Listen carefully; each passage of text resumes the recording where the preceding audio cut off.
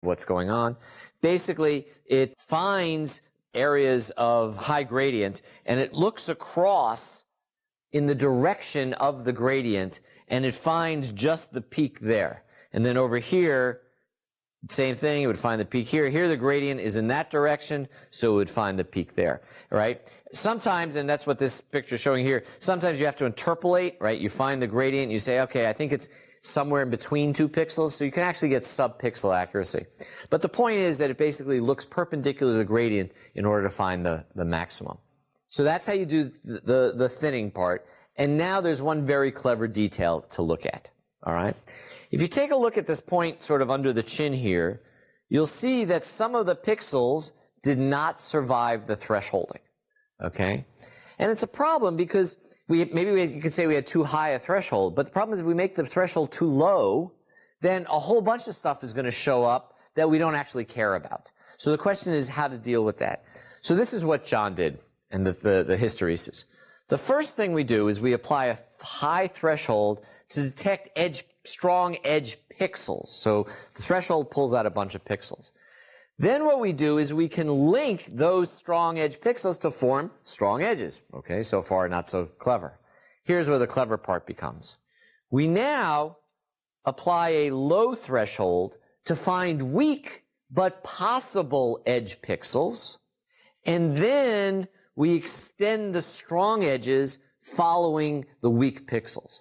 So what that means is that if an edge only has weak pixels on it, it doesn't get found to be an edge. An edge can only be found if some of the pixels are strong edge pixels. The assumption here is that all edges that I care about will have some strong pixels in them, and then I might have to continue through a weak area, but the edge got initiated by the strong detections.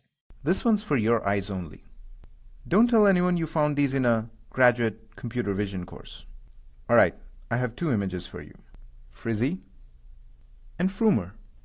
I want you to find edges in these images and then display the edge pixels that are common across both. Go ahead and do that, note what you see, and move on to the following quiz. So what's the secret code? Hope this wasn't too difficult. Yes, the code is 007. Now let's see how we got that. First, convert the images from color to grayscale, and then use the edge function to compute the edges individually for each image. Note that I've explicitly passed in Canny. The default is, I think, Sobel, which doesn't work as well. Canny accepts additional arguments, the hysteresis values, and smoothing sigma. Feel free to play with them. Here are Frizzy's edges. This is almost perfect. Note that around the mouth and nose, where we had thick outlines, we have double edges. This is expected. And here's Frumer's edges. Also pretty good. Okay, now what? Note that the edge images are binary images, which means you can AND them together to find common edge pixels. And there you go. You never know what's hiding in an image, or 2. So here's a result. And, one of the interesting things is, it looks pretty good. It's a good edge image. But my very first computer vision course was from Bertolt Horn, who was one of the creators of computer vision. And, he expressed the concern that it's really hard to know when an edge image is good, right? Because the real question is, what are you going to use those edges for? So I'll just say that the Canny edge operator gives us better edges than other operators, meaning that they tend to pull out the edges that you would want for future processing. Now, one question, of course, is since we're doing these smoothed derivatives, is what size Gaussian kernel do we use in order to compute our edges? And as we said before, the different sigmas, so here we have sigma 1, sigma 2 applied to this clown image, you can see what it does to the edge image. Large sigmas detect large-scale images, small ones detect small. And the choice of sigma really depends upon the behavior that you want. So a quiz. The Canny edge operator is probably quite sensitive to noise. A, true, derivatives accentuate noise. B, false, the gradient is computed using a derivative of a Gaussian operator which removes noise. Or C, mostly false. It depends upon the sigma you choose. Okay, well, it's C, it's mostly false. It's pretty good with respect to noise, but you do have to worry about the sigma that you've picked. Finally, one last thing to show you, just sort of in completeness. So you remember the one-dimensional case of the second derivative of the Gaussian. So what we have here is this was our original Gaussian. The second derivative was this inverted Mexican hat operator. And when we applied that to f, it's the same thing as taking the second derivative of the smooth version. We were looking for that spot there, and those were called zero crossings on that bottom graph. That corresponded to where the edges were. Okay, but to do this in two dimensions is a little bit harder, and the reason is there's more than one direction to take our derivative. So here we have our Gaussian, the formula there, and it's this nice mountain in the middle. But we have to take a derivative in one direction. And so, that's the one, let's say, in x, and there'd be one in y. And then on our second derivatives, there's three choices. I can take the partial of x again, so that's the partial of f with square with respect to x squared, x twice. I can do the partial of y twice. I can also do the partial of f with respect to y. Which one am I supposed to use? Well, the correct answer is you use what's referred to as a Laplacian of Gaussian. The Laplacian operator shown here is this second derivative of f with respect to x squared plus the second derivative of f with respect to y squared. And that's what actually gives you this Mexican hat operator symmetrically. And if you apply that to the image and you take the zero crossings, you will get your edges. And in fact, if you run some demonstration code in MATLAB for edges, you can take canny edges, or you can take difference of Gaussians or Laplacian of Gaussians. They're almost identical. And you can see, and what that does is looking for the zero crossings. And it's another way of getting the edges. One of the challenges there is those tend to be closed contours all the time, whereas the canny will only find you the contours that have some magnitude support. I would tell you more people probably use canny for just doing regular edge detection. Here is a quick demo in MATLAB showing you a few different ways of computing edges. Note that you can do the same in Octave, just remember to load the image package. Alright, let's read an image and display it. Here we use Figure to open a new window, IamShow to show the image in the window, and Title to set a title. All in one line. We will use this idiom frequently. Let's now convert the image to monochrome or grayscale. We'll use the RGB to gray function for this purpose. And here's what it looks like. Now let's create a smooth version of the image. First, create a Gaussian filter using the fSpecial function. Here's what the filter looks like. Well, plotting it as a surface might help.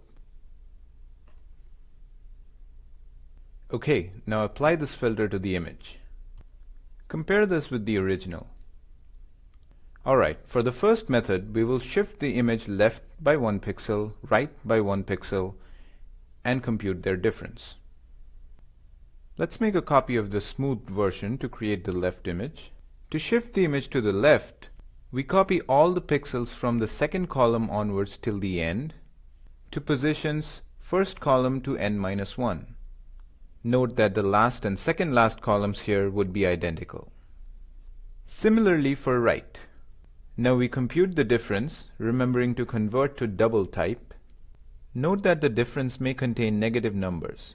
So to display it correctly, we pass in an empty vector as the second argument to IamShow. Notice how object boundaries are highlighted as brighter or darker areas, indicating greater positive or negative differences. Other areas are almost gray, indicating close to zero difference. Our second method is to use the canny edge detector. We use the edge function passing in canny as the method argument. Remember that the canny algorithm performs non-maximal suppression? That, along with some other tricks, result in a much more meaningful edge image. Let's also run the canny edge detector on the smooth version of the image. Notice how a lot of the detailed features are now gone. Here is the original set of edges for comparison. Our last method uses Laplacian of Gaussian. You simply need to pass in log as the method argument. Again, the edges found by canny are shown for comparison. You can use Dock Edge to find out more options that might be available. As you can see, there are other edge operators that you can apply, as well as pass in custom parameters. By this time, you should have MATLAB or Octave installed on your local machine. You will need it to solve the problem sets. Please refer back to the introduction lesson for instructions. So that ends the lesson on edge detection, and in fact, the first subunit altogether on image processing. Hopefully you've learned a little bit about filtering with convolution and correlation and the idea about taking these derivatives. We've also talked about filters being used as templates. Next, what we're going to do is we're going to take a little detour and do some real computer vision, that is, computing some data structure that tells us what's in the picture from our images, and it'll actually use these edges, and then we'll come back to doing more about image processing. But first, you'll get to go find some lines, circles, coins, and cool stuff in pictures. Up until now, we've really been doing really mostly image processing, where you take an image in, some I of x, y, and you apply some function to it, and you get out a new image, what I'm labeling here as I prime of x, y. And that's great, and there's whole courses, in fact, entire careers, hundreds of thousands of PhDs written on image processing, but that's not why we're here. We're here to talk about real computer vision. In real vision, you still take an image in, but what you get out is good stuff. All right? The whole idea is that we're putting images in and we're getting stuff out. So what are some examples of stuff? Well, maybe just a line. So here we have an image on the left and some edge descriptions of it in the middle, and you can see a whole bunch of lines that have been found within this image. Or maybe you want to find circles. Actually, it's a little hard to see, but there's a bowling ball there, and the way the bowling ball was found was find all the circles in the image. Well, guess what? There's only one circle, and that's the bowling ball. Or here's some more circles. Just find the coins. And in fact, I'll tell you that this particular picture was put together by a TA of mine a huge number of years ago. He's now a pretty famous researcher doing stuff on I can't say where. But this was in order to show how to do a Hough transform on circles. And you might even find good stuff as like, find me this car. So you see on the left here just some examples of where we might locate the car, but actually the car is found right in the middle. Actually, this is a notion of an arbitrary shape. In fact, we're going to get to how to do finding an arbitrary shape. Actually, not this lecture, not this lesson, not the one after it, but the one after that, where we talk about a generalized Hough transform. Today we're going to focus on finding parametric models. And what we mean by a parametric model is that it's a class. It's a model that represents a set of instances where each instance can be represented by a particular setting of the parameter or the parameters. So for example, a line is a parametric model, a circle is a parametric model, and like I said, we'll even be able to talk about a parameterized template, where you have a template, but you change its shape according to the value of some parameters. So when you're trying to fit a parametric model, or another way of saying it is you're trying to find a parametric model inside your image, there are essentially a couple of things you have to keep in mind.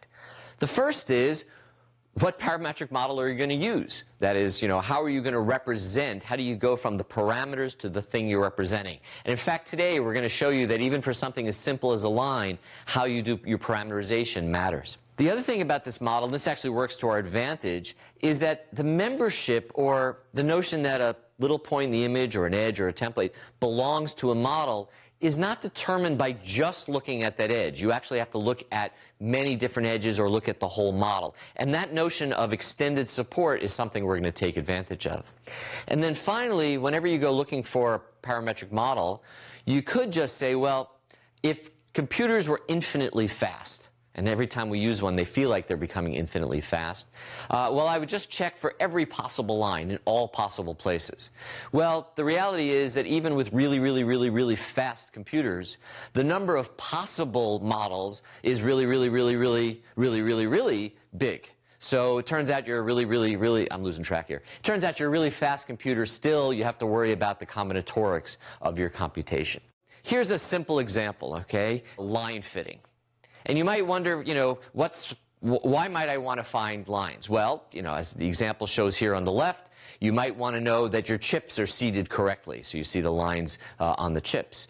Or this is the